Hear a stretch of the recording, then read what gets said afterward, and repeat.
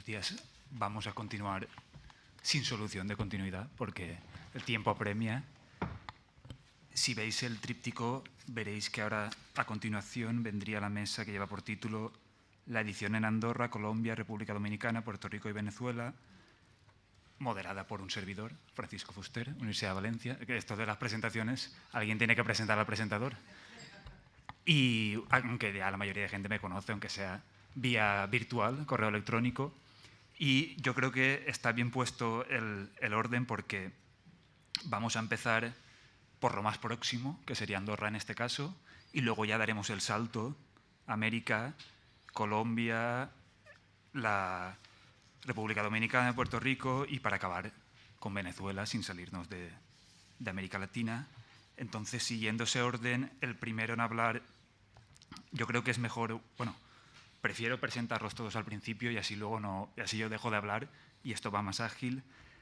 Empezando por mi derecha, tenemos a Josep Mengual, que es licenciado en Filología Hispánica por la Universidad Autónoma de Barcelona, ha trabajado como lector editorial, corrector de estilo y editor para diversas empresas, ha sido jefe de redacción en la editorial Edasa, ha colaborado en varios másteres en edición, la Universidad de Barcelona, la Universidad Pompeu Fabra, y es autor del blog, que ya hemos citado antes, famoso, Negritas y Cursivas, un blog sobre historia de la edición que os recomiendo, y es colaborador de IRED y ha enviado varias semblanzas, los que hayáis entrado habréis visto ya algunas de sus semblanzas. Luego a mi izquierda tengo a la profesora Paula Andrea Marín Colorado, investigadora del Instituto Caro y Cuervo de Bogotá, doctora en literatura por la Universidad de Antioquia y magíster en literatura hispanoamericana por el Instituto Caro y Cuervo, además de licenciada en lingüística y literatura por la Universidad Distrital de Bogotá. Sus líneas de investigación son la historia literaria y la historia de la edición y de la lectura en Colombia. Luego a mi derecha, el profesor Medar Serrata, que es doctor en literatura hispánica por la Universidad de Texas en Austin, catedrático de literatura y cultura hispanoamericana en Grand Valley State University en Michigan y que trabaja en la producción cultural de la República Dominicana, finales del siglo XIX, principios del siglo XX. Va a hablarnos de la República Dominicana y un poco de Puerto Rico, más República Dominicana que su ámbito natural. Y por último, el profesor Carlos Sandoval, que es profesor en la Universidad Central de Venezuela, adscrito al Instituto de Investigaciones Literarias y coordinador de la maestría en literatura venezolana de esa misma universidad. Ha ejercido como crítico literario, editor y tiene varios libros publicados en el campo de la investigación y literatura venezolana, y actualmente es coordinador editorial de la editorial venezolana Madera Fina, con lo cual es juez y parte, es editor e investigador. Y yo ya cedo la palabra directamente y ruego que la gente se ajuste el tiempo para intentar, a ver si somos los que nos ajustamos al tiempo que tenemos. Empieza Josep Mengual y seguiremos por el orden establecido para intentar agilizar. Sí, guíame con el tiempo. Hola, buenas tardes. Quisiera también empezar por agradecer el trato a cuerpo de rey que hemos tenido aquí, el trato que hemos tenido a cuerpo de rey vía redes, y dar muchísimas gracias y felicitar a quienes han organizado el encuentro, porque me ha parecido realmente espectacular. Y a medida que avancen las jornadas, me parece que cada vez va a ser más difícil que se entienda cuán sincero es ese agradecimiento, porque se repite en todos los casos y no es casual. Yo quisiera empezar con una anécdota personal de cómo surgió la idea, cómo acabé asumiendo la edición en Andorra, que fue en un encuentro en Barcelona con Manuel Llanas y con Pura, hablando de los problemas que tenía, la cuestión de la traducción, la edición en catalán, qué casuística específica tenía, qué problemas tenía, y se me ocurrió decir, bueno, y luego está la edición en Andorra, que es en francés, en catalán y en castellano. Y Pura me dice, pues sí, es verdad, en la cuestión de Andorra no caímos. Y me puse muy chulo y dije, bueno, pero eso será fácil, Andorra es un país pequeñito y allí todo es pequeñito. Y parece que el sector editorial sí es de aquellos en los que el tamaño importa. Entonces, las editoriales son pequeñas, el mercado es pequeño, las editoriales en general son muy efímeras, hay mucha autopublicación y pensaba, bueno, es un territorio manejable. Y empecé por hacer una panorámica que pretendía ser la historia, la entrada que hay colgada de la historia en Andorra, la historia de la edición en Andorra, perdón, destacando las editoriales importantes, que son básicamente tres editoriales con diferencia al resto, ¿no? Y al empezar a trabajar un poquito en ellas, que iban apareciendo en negritas y cursivas los avances que iba haciendo por ahí, me daba cuenta de que en muchos casos sí se cruzan con las editoriales del exilio, porque son o editoriales creadas por exiliados o editoriales que divulgan en España a los autores exiliados, o ambas cosas. Algunas de ellas nacen como editoriales dedicadas a la autopublicación. Es el caso de Norberto Orobitg, que es un catalán que escribe parte de su obra en la cárcel de Carabanchel y luego la publica en Andorra, y a partir de que monta una cierta estructura empieza a publicar a sus amigos, y en Andorra, donde casi todo el mundo se conoce, pues la cosa funcionaba un poco así. Muy distinto es el caso de la editorial Andorra, que sí tiene más rasgos de lo que sería una editorial del exilio, destinada a la introducción, sobre todo, de libros exiliados, de algunas colecciones que más o menos organizaba Vázquez Montalbán y que pensaban, en algunos casos con seudónimo, pensaba que eran libros que convenía introducir en España. Y luego Casal y Vall, que es una editorial familiar también montada por barceloneses, que empiezan publicando libro religioso, pero van derivando a lo largo de su historia, que es larga, van derivando hacia otros tipos de libros, muchos de ellos introduciéndolos en España. Peculiaridades de la edición en Andorra es la cuestión de los pies editoriales, porque en muchas ocasiones, caso de Casal y Vall, que es la editorial esta familiar, lo que sí tenían son unos talleres muy potentes, muy actualizados, muy modernos. Había comprado maquinaria en Suiza, tanto de impresión como de grabado, y tenía unas instalaciones muy potentes que compró por indicación o alentado por editores españoles que no tenían acceso no tenían acceso a divisas, perdón, ni podían comprar esa maquinaria. En España, además, habían restricciones en el papel, en los cupos de papel, mientras que en Andorra no. Y en Andorra lo que se generaliza en los años 60, la exportación de libros es la segunda producto que más se exporta a España, porque había un convenio con España que permitía entrar todo lo que fueran materia prima. Y básicamente eso era madera, embutidos, productos del campo, por decirlo de algún modo, y les cuelan a los españoles los libros como pasta de papel, como libros hechos con pasta de papel andorrana. En Andorra ni había pasta de papel, ni habían suficientes árboles como para introducir tanto libro, y era un modo de...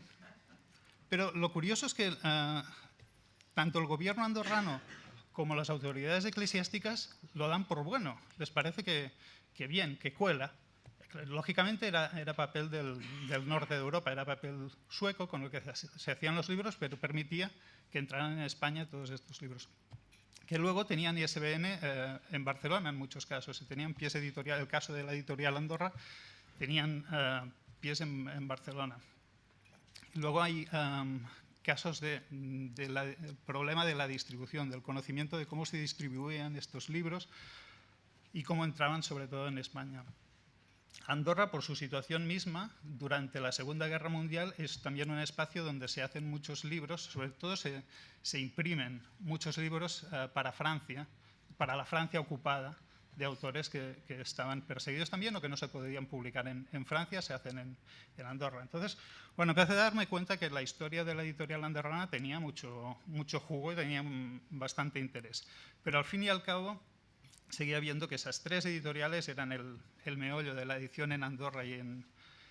Bueno, también se podría hablar de eso, de la edición en Andorra y la edición andorrana. Ahí sigo teniendo muchas dudas. Pero bueno, haré un breve estado de la cuestión de cómo está el análisis de la edición en Andorra, y así aceleramos y ganamos tiempo también. De estas tres editoriales, por el hecho mismo de pertenecer al exilio, Y tras haber hecho esta primera panorámica de la edición en Andorra, que en el siglo XIX es muy poco importante, son textos religiosos, y a partir de los años 70, a partir de la democracia en España, son sobre todo edición institucional, me planteaba la duda de qué edición literaria hay en Andorra, y es realmente muy poca. Editoriales muy pequeñitas, algunas curiosamente de traducciones, de poesía, efímeras muchas de ellas, y sin mucha importancia porque tampoco tienen mucha proyección. Desde el momento en que se empieza a andorranizar la edición y dirigirse a su propio público, es muy restringido, y son a veces publicaciones de clubs deportivos, o son instituciones muy pequeñitas que se dirigen a un público muy pequeñito y tienen poco de literario. Si intentamos clarificar dónde termina eso, dónde termina la edición literaria y hasta dónde podemos llegar. La edición religiosa, los manuales de oraciones, etcétera, no deberían entrar en edición literaria, o sí. Eso y la cuestión del exilio son dos temas en los que me parece que hay que definir criterios en lo que se refiere a la edición en Andorra. Entonces, tras esta breve panorámica de Andorra, que ya está colgada, el objetivo que me planteaba era hacer las voces de estas tres editoriales, Editorial Andorra, las ediciones de Norberto Orovich y Casal i Vall. Y la cuestión de la Editorial Andorra parece que está muy bien encaminada, porque se la podré colar a alguien del exilio, yo no miro a nadie. Me parece que la de Casal i Vall y Orovich, bueno, también podría plantearse la cuestión de hacer voces colaborativas, de ahí creo que nos entenderemos fácil.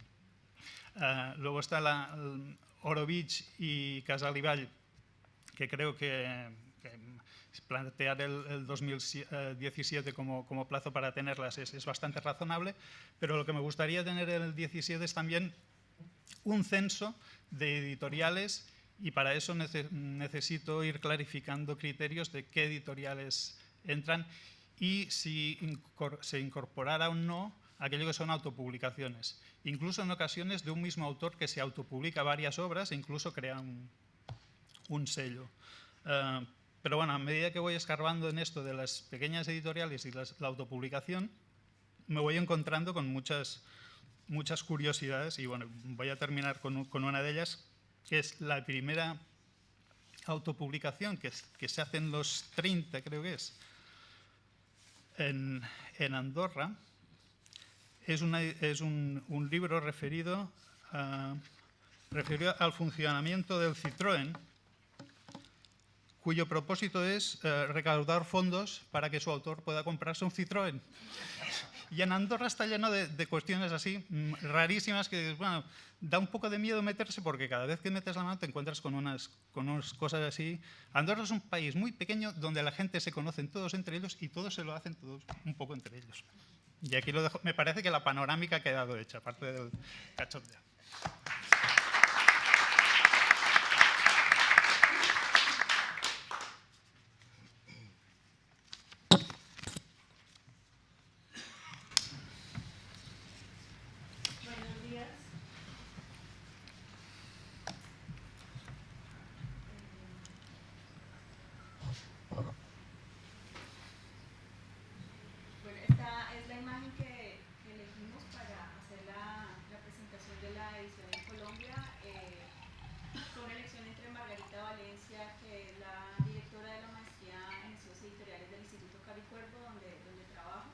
Y la elegimos porque es el libro que más ediciones ha tenido en Colombia, que son los cuentos de Rafael Pombo. Son cuentos para niños que vienen desde el siglo XIX, que han tenido múltiples ediciones hasta ahora.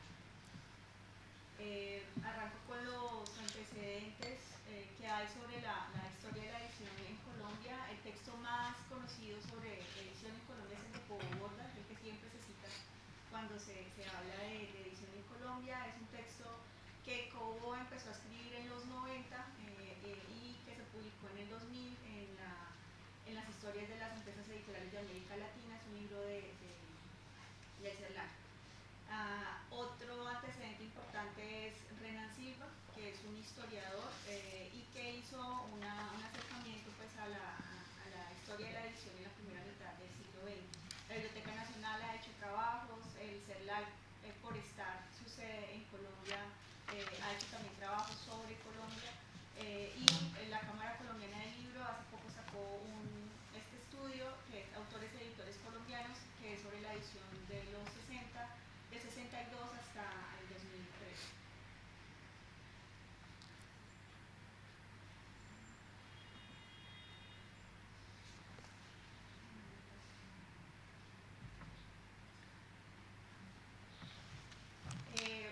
Básicamente el trabajo sobre edición en Colombia está concentrado en dos instituciones, la Universidad del Valle en Cali, que es desde el Departamento de Historia. Ellos han hecho acercamientos y ya hay resultados de investigación sobre la edición en el siglo XIX. Son estos tres trabajos que ustedes ven ahí. Y el segundo centro es el Instituto Caricuervo, que a partir de el diplomado en estudios editoriales, ahora la maestría en estudios editoriales y la beca de investigación en historia de la edición en Colombia, que ya tiene van 3 años consecutivos de esta beca, pues tenemos unos resultados que son también los que ustedes ven ahí en pantalla. Bueno, y esta es un listado preliminar que hemos preparado para el proyecto de IRED acerca de lo que sería un primer censo de estas editoriales literarias colombianas. La parte que más se ha estudiado en Colombia es el siglo XIX, esta es la selección del siglo XIX. Esta, la del siglo XX, es la que menos se ha estudiado, por supuesto, porque es mucho más amplia. Nosotros ubicamos un florecimiento del campo editorial colombiano, o lo que podríamos llamar como la etapa de mayor consolidación de ese campo editorial desde los 70 y hasta principios de los 90. Entonces esa etapa sería muy importante de estudiarla y es lo que vamos a investigar el próximo año desde el Instituto Caricuervo. Este ya sería el siglo XXI. Encontramos aquí editoriales que se han venido consolidando desde el 2005 con la fundación de la Red de Editoriales Independientes y que hoy ya son editoriales más o menos consolidadas que han impulsado el nacimiento de otras más pequeñitas. Este es el estado del trabajo para el portal. Son el conjunto de los colaboradores que en este momento están realizando semblanzas para el portal.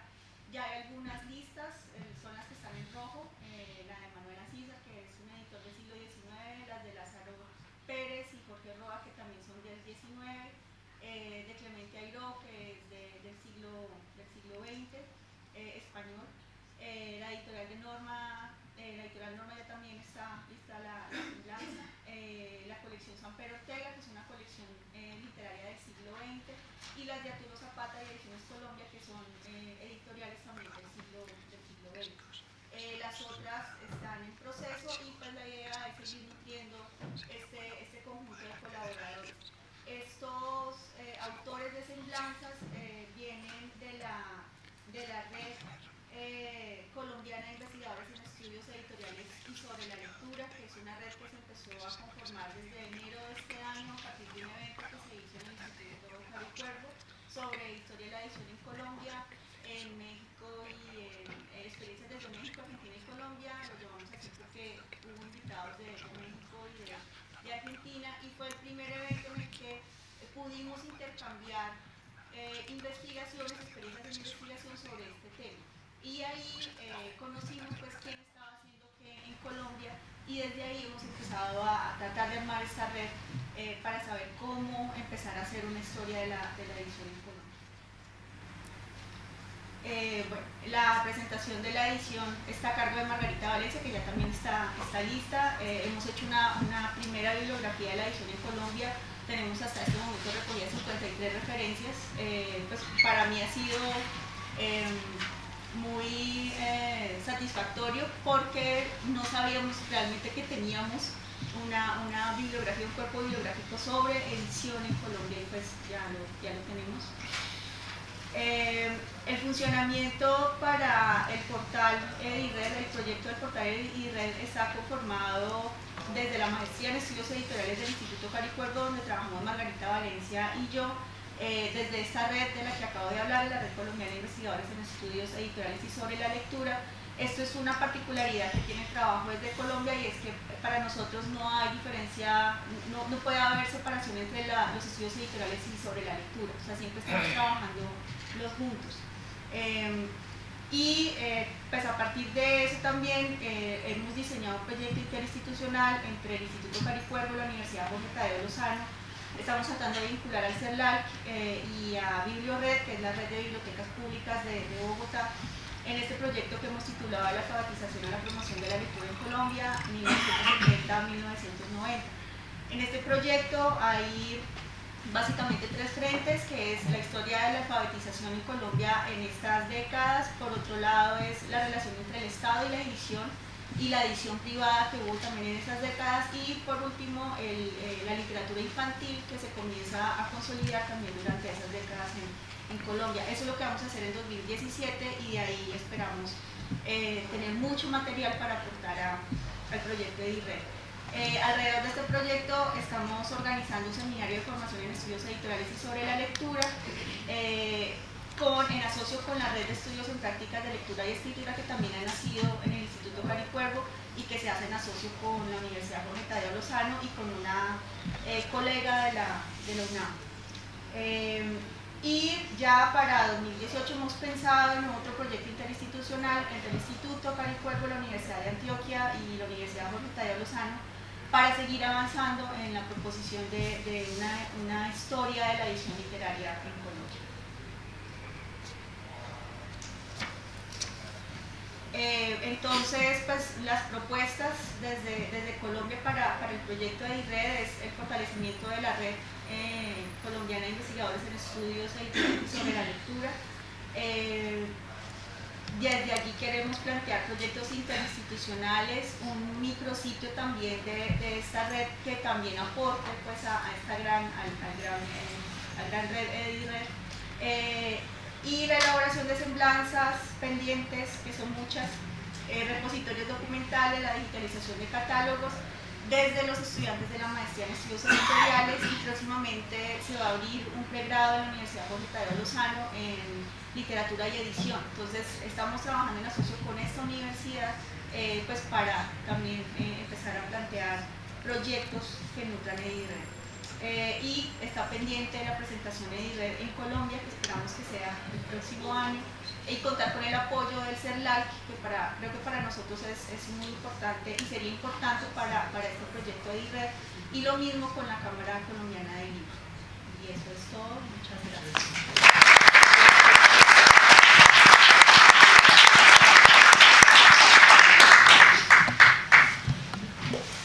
Buenas tardes. Bueno, antes que nada quiero agradecerle a Pura y a los organizadores de este evento por haberme invitado a participar. Les cuento un poco cómo yo llegué a formar parte del proyecto. Pues yo me ofrecí para escribir dos reseñas, una sobre la editorial Isla Negra de Puerto Rico, un poco porque es una editora que publica libros del Caribe hispánico, ¿no? Y sobre todo muchos libros de autores dominicanos. Y la otra fue una reseña, una semblanza sobre los cuadernos de la poesía sorprendida, un grupo de poetas de los años 50 en República Dominicana. Entonces, después de escribir esas dos reseñas, Pura me invitó a ser el coordinador de las dos secciones, Puerto Rico y República Dominicana. Yo pensé que con ese ascenso venía un aumento de sueldo. Estoy esperando detalles. En realidad, mi trabajo anterior se ha enfocado en aspectos de la cultura dominicana de finales del siglo XIX, incluyendo la formación de los archivos y del patrimonio, bueno, de instituciones de conservación del patrimonio cultural. Lo que es el mundo editorial es un campo nuevo para mí y estoy muy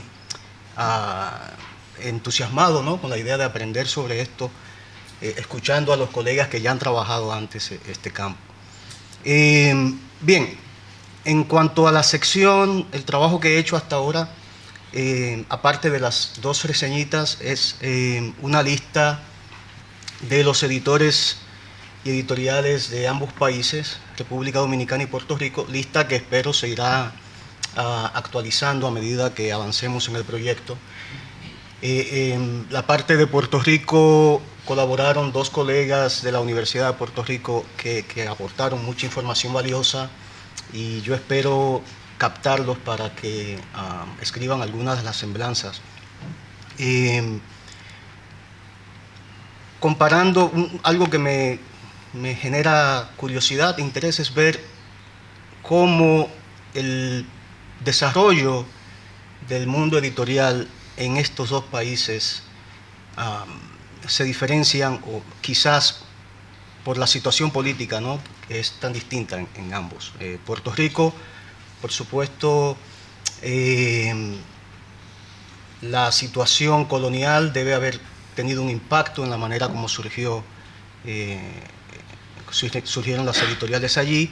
Habría que estudiar qué existía antes del año 1898 y qué ha pasado desde que Puerto Rico pasó a formar parte, a convertirse primero en colonia, luego en lo que se conoce como un Estado libre y asociado de los Estados Unidos.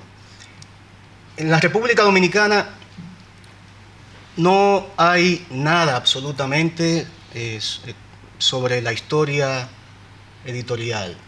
Se ha estudiado mucho, sí, el surgimiento de la imprenta y de los periódicos, ¿no? Aquí el estudioso quizás más reconocido es el gran documentalista dominicano Emilio Rodríguez de Morici, que fue un funcionario de la dictadura de Trujillo y que se ocupó de recopilar y publicar todo lo relacionado primero con la colonia y luego con el periodo republicano.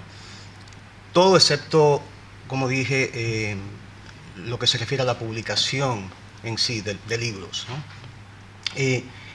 Otra fuente que me parece que aporta datos interesantes es el sociólogo holandés Harry Hottink, que tiene un libro titulado El pueblo dominicano, en el cual incluye un capítulo sobre la difusión cultural y habla bastante acerca del surgimiento de bibliotecas, librerías, sociedades literarias como la Sociedad Amigos del País, que realizó una labor gestora de publicación de libros, entre ellos los libros de Salomé Ureña de Enríquez, que es considerada la poeta nacional. Se publicó, la primera colección de poesía de Salomé Ureña se publicó en la imprenta de los hermanos García con el patrocinio de la Sociedad Literaria Amigos del País. Igualmente, la poesía de Eugenia Perdomo, otra poeta dominicana del siglo XIX, se publicó de esa manera. Este caso a mí me parece que puede servir como modelo quizás, o como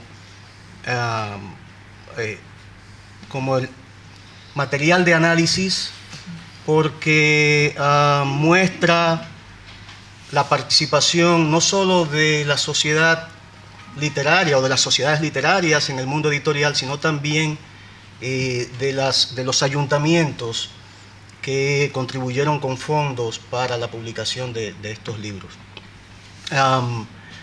Hottink también estudia el origen de la imprenta y la presencia de importadores de libros a finales del siglo XIX, específicamente de Agustín Betancourt e hijos, Y este Agustín Betancourt es alguien que me imagino será de interés para los colegas de Venezuela, porque era un canario que emigró a Venezuela y luego de Venezuela a Curazao, y en Curazao estableció esta imprenta en la que se publicaban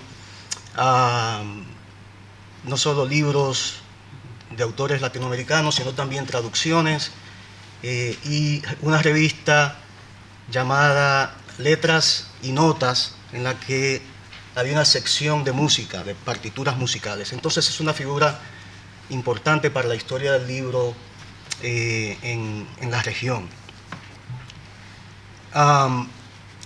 Habría que estudiar, en el caso de la República Dominicana, el efecto del fin de la dictadura de Ulises Seró, con el asesinato de Heró en el año 1899, comienza un periodo de inestabilidad política que llega hasta la ocupación norteamericana de 1916 a 1924, y luego el periodo de la dictadura de Trujillo. Aquí habría que hablar de la censura, por supuesto, pero también de la publicación de obras patrocinadas por el Estado, como la colección del centenario de la independencia en el año 1944, en la que participaron otros exiliados españoles, entre ellos Tomás Llorens, Antonio Bernard, en este periodo no relacionado con la dictadura, sino más bien con un movimiento que era no abiertamente opositor, pero digamos distanciado, ¿no?, del discurso oficial.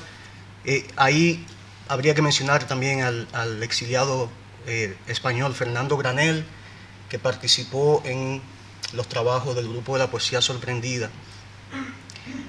Hacia finales de los 50 surge la librería dominicana de un inmigrante puertorriqueño, don Julio Postigo, que es la figura más relevante, digamos, de todo este periodo que va de la década de los 50 hasta los 60, y creó la colección Pensamiento Dominicano, donde se publicaron obras de clásicos dominicanos y también de escritores menos conocidos.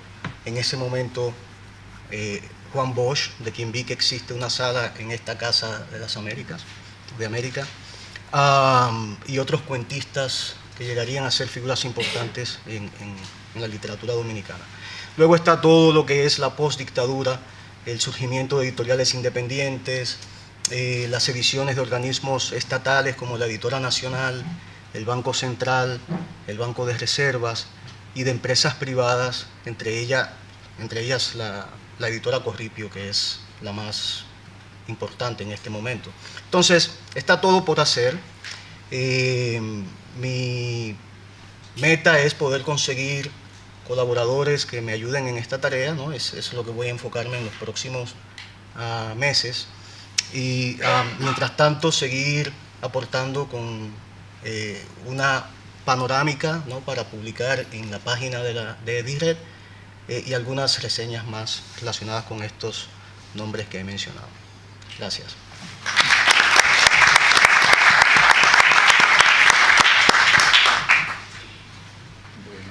Buenas tardes. Yo, igualmente que los otros colegas, tengo que agradecer a Pura, pero en mi caso particular, porque fue muy difícil salir de Venezuela para poder estar acá. Sí. Decía que fue muy difícil salir de Venezuela y estar acá, porque el día viernes a las 4:35 de la tarde me entregaron mi pasaporte en la institución que se encarga de eso en Venezuela, aduciendo que no hay material para hacer pasaporte. Con todo y que yo pedí el pasaporte, la renovación, hacía 3 meses. Entonces fue muy difícil, porque efectivamente ingreso en el proyecto gracias a Pura, ¿no? Y bueno, las correrías y la cosa. Apenas el 8 de septiembre pasado, Venezuela se incorporó al proyecto Editores y Editoriales Iberoamericanas, siglos XIX-XXI, familiarmente conocido como Edirep. lo cual indica que quizá estamos entre los grupos más nuevos en el diseño de estrategias para reunir la información preliminar que nos permita ir alimentando una base de datos que dentro de poco haremos llegar al CECIT y a quienes regentan la iniciativa. No obstante, el escaso tiempo transcurrido desde que aceptamos coordinar en nuestro país el equipo que se encargará de llevar adelante el trabajo, podemos señalar que ya sumamos 3 investigadores y un cuarto, con el que conversé un día antes de venir acá, se ha mostrado entusiasmado de incorporarse a la tarea. Así pues, hasta la fecha, hemos emprendido una pesquisa bibliográfica enfocada en el rastreo de estudios dedicados a la historia de la edición en Venezuela desde el siglo XIX hasta hoy. Valga aquí un dato importante. Contrario a otras naciones de América Latina, como México o Perú, ejemplos señeros, la imprenta llega tarde al país, en 1808, un arribo que sin embargo permitió el desarrollo de una modesta industria editorial en virtud de que, imbuidos de romanticismo, movimiento espiritual que alimentaba las vocaciones artísticas de la época, los primeros impresores venezolanos utilizaron algunos géneros literarios. Digo una obviedad, lo mismo ocurrió en casi todos los territorios emancipados luego de la independencia, como vehículos de transmisión de rasgos identitarios y más aún como armas de fomento ideológico para el establecimiento de los llamados estados nacionales.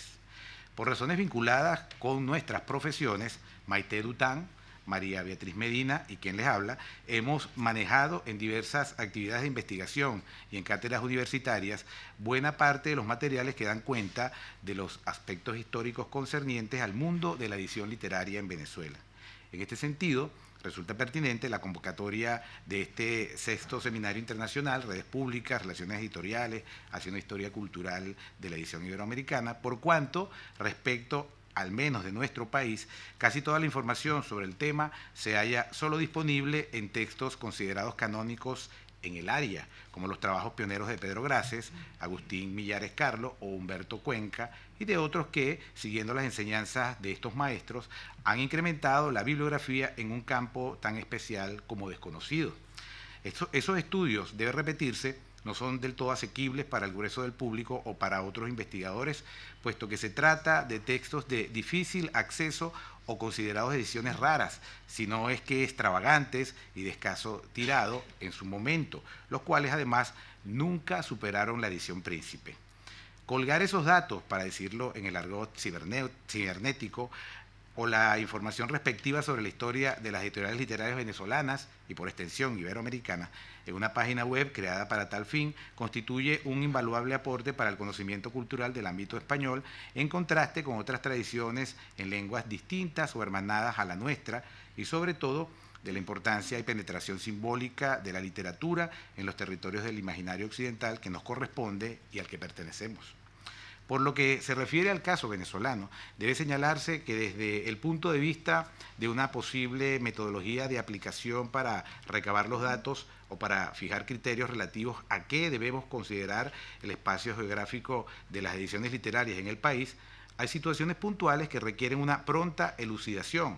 Verbigracia, en el siglo XIX, una vez constituidos como república, con las insuficiencias civiles acarreadas por el rápido y brusco cambio, la joven nación se vio asediada por guerras intestinas que a cada momento generaban una constante diáspora de intelectuales hacia las islas holandesas cercanas a sus prolongadas costas. En una de ellas, Curazao, funcionaba la tipografía de A. Bettencourt, que editó mucha literatura de escritores de Venezuela, aun cuando el impresor no era oriundo del país sudamericano, solo que por largas temporadas poetas, ensayistas, narradores, dramaturgos fueron a parar a aquella ínsula en calidad de exiliados políticos. Muchas obras consideradas representativas de la literatura venezolana llevan pie editorial de A. Bettencourt y se considera al impresor parte de la historia de la edición del país. Otro problema, llamémoslo así, es el de la editorial América de Rufino Blanco Fombona, la cual funcionaba en Madrid. Blanco Fombona, él mismo escritor, se convirtió por los años 20 del siglo pasado en importante editor de obras literarias venezolanas. Férreo opositor de la dictadura de Juan Vicente Gómez, se vio en la necesidad de abandonar su tierra de origen si deseaba mantenerse libre o más drásticamente vivo. Ahora bien, ¿cómo debemos considerar a la editorial América? ¿Venezolana o española? En mi país, es obvio, figura en puesto eminente como una de las empresas editoriales de vasta proyección histórica más importantes de nuestra andadura cultural. Es tal su significación que una de sus célebres colecciones se tomó para darle nombre a la actual Biblioteca Ayacucho, la editorial latinoamericanista fundada en 1974 por, entre otros, Ángel Rama. Y eso también nos habla de la vinculación de la diáspora, no solamente española que fue a Venezuela, y además hicieron muchas cosas que aquí no me da tiempo de explicar, pero también de la diáspora del Cono Sur que llegó a Venezuela a hacer trabajo editorial. Un último caso, hay otros por supuesto, es el de Sudaquia Editores, radicada en Nueva York. Esta editorial se ha dedicado con énfasis a la publicación de obras venezolanas. Por lo general, se trata de reediciones. Sin embargo, habría que computar en nuestra red de editoriales y en una historia de la edición de piezas literarias de Venezuela a esta pequeña empresa que suele publicar por demanda. Y ya que estamos, ¿cómo deben tratarse las ediciones por demanda cuyos tirajes resultan la mayoría de las veces insignificantes? Y en relación con los tirajes, ¿cuál es el número representativo, si es que este dato tiene relevancia, para considerar un título realmente editado?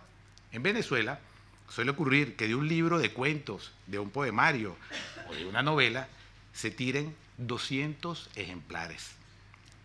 En la correspondencia que los organizadores nos enviaron para preparar las presentaciones individuales de los coordinadores nacionales, se pide dar cuenta, grosso modo, del estado de la cuestión respecto del adelanto del trabajo realizado hasta la fecha.